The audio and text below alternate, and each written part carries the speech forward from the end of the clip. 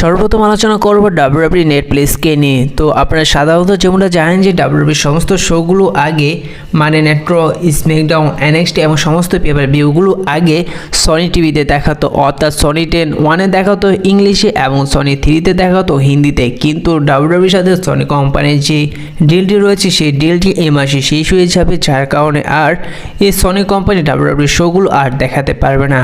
আর এরই কারণে এবার ডাব্লিউডাব্লিউই নেটফ্লিক্স কোম্পানির সাথে যুক্ত হয়েছে এবং নেটফ্লিক্স কোম্পানির সাথে যুক্ত হয়ে তাদের সমস্ত শোগুলো মানে নেট্রো, স্ম্যাকডাউন, এনএক্সটি এমনকি সমস্ত পেপার ভিউগুলো তারা এই নেটফ্লিক্সে দেখাবে, যার কারণে এখন আর ডাব্লিউডাব্লিউই এই শোগুলো টিভিতে দেখা যাবে না। আর এমনকি এবার ডাব্লিউডাব্লিউই খুব শীঘ্রই এই নেটফ্লিক্সটি ইন্ডিয়াতে আনতে চলেছেন এবং এই নেটফ্লিক্সটি ইন্ডিয়াতে আনতে চলেছেন এই সামনের মাসেই। এমনকি ডাব্লিউডাব্লিউই সমস্ত শোগুলো আপনার সামনের মাসে থেকেই নেটফ্লিক্সে দেখতে পারবেন এবং সামনের মাসের আগেই সনি কোম্পানির সাথে ডিল শেষ হয়ে যাওয়ার পর সনি কোম্পানিতে আর কোনো শো দেখতে পারবেন না। এবং ডাব্লিউডাব্লিউই বর্তমানে শোগুলো দেখতে হলে সামনের মাসের থেকে আপনাদের অবশ্যই এই নেটফ্লিক্সটি কিনে নিতে হবে, তাছাড়া আর কোনো উপায় নাই যে এই ডাব্লিউডাব্লিউই সমস্ত শোগুলো দেখতে পারবেন। তো এই বিষয়ে আপনাদের কতটুকু মনে হয় যে এখন তাদের শোগুলো দেখতে হলে নেটফ্লিক্স কিনে দেখতে হবে, এতে তাদের কতটা ইফেক্ট পড়তে পারে অবশ্যই কমেন্ট করে জানিয়ে দিবেন।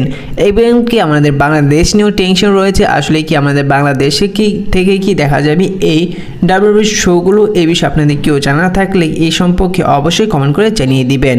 এবার আলোচনা করা যাক র্যান্ডি অর্টন এবং কেভিন ওলেন্সকে নিয়ে।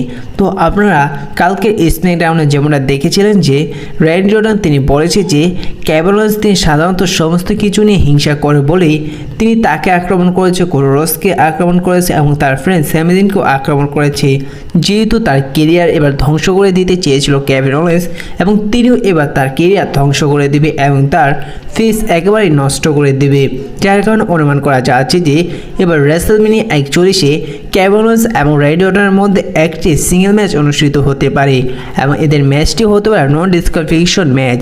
আর এদের ম্যাচটি এখন তৈরিও রেসলম্যানিয়া 41-এর জন্য কনফার্ম না হলেও খুব শীঘ্রই এদের ম্যাচটি রেসলম্যানিয়া 41-এর জন্য কনফার্ম হবে এবং রেসলম্যানিয়া 41-এর আগেই আসতে দেখা যাবে স্ম্যাকডাউনে কেভিন ওলেন্সকে।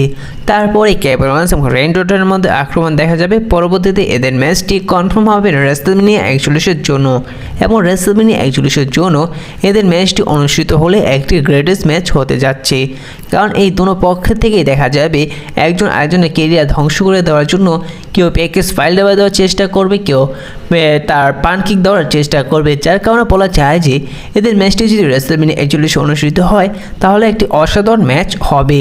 এবার আলোচনা করা যাক যা দেখা গিয়েছে এলিমিনেশন চেম্বার পেপার ভিউতে একটি আনসেকশন ম্যাচ, সেটি হচ্ছে যে কেভিন ওলেন্স এবং স্যামি জিনের মধ্যে।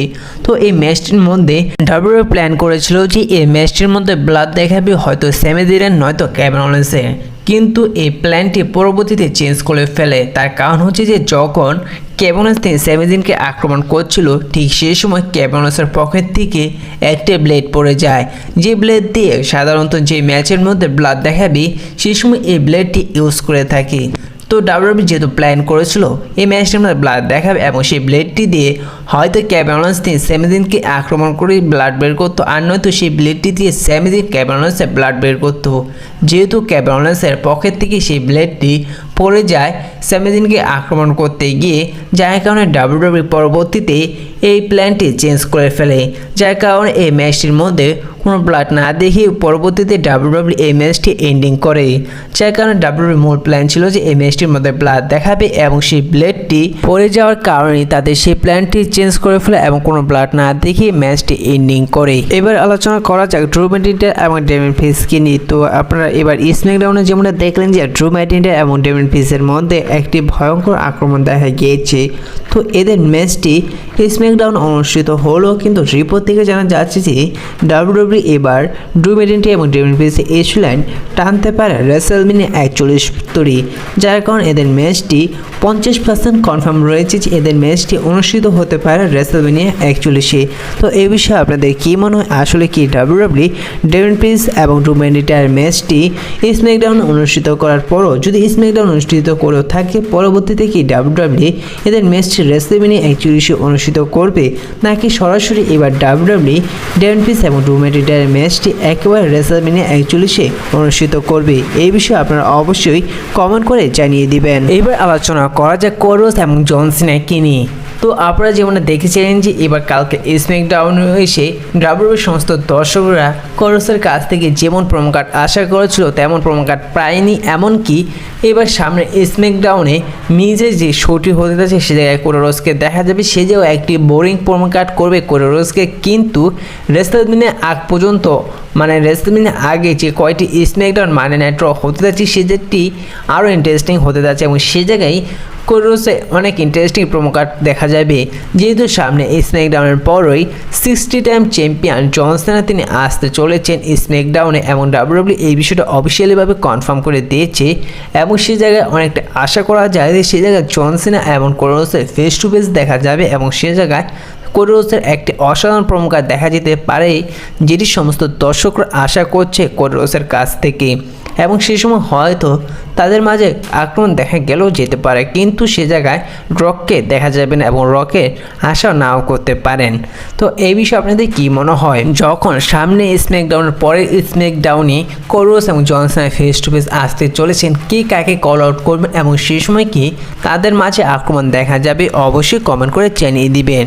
আর আজকে এই ভিডিওতে আরও অনেক কিছু জানানোর ইচ্ছা ছিল, কিন্তু প্রচণ্ড ঝড় বৃষ্টির কারণে তা জানাতে পারছি না। আর এই জায়গায় ভিডিওটি শেষ করতে বাধ্য হচ্ছি। তো ভিডিওটি যদি আপনাদের বিন্দু পরিমাণ ভালো লেগে থাকে অবশ্যই এই চ্যানেলটি সাবস্ক্রাইব করে দিবেন, ভিডিওটিতে একটি লাইক করে দিবেন আর আপনার মূল্যবান কমেন্টে জানিয়ে দিবেন আজকের এই ভিডিওটি আপনাদের কেমন লাগলো। তো দেখা হচ্ছে পরবর্তী ভিডিওতে নতুন কোনো আপডেট নিয়ে। ভিডিওটি ভালো লাগলে অবশ্যই লাইক করে দিবেন, ছোট রেসিং চ্যানেল নতুন হয়ে থাকলে চ্যানেলটি সাবস্ক্রাইব করে দিবেন। তো দেখা হচ্ছে পরবর্তীতে নতুন কোনো ভিডিও নিয়ে, নতুন কোনো আপডেট নিয়ে। ততক্ষণ ভালো থাকুন, সুস্থ থাকুন, ধন্যবাদ।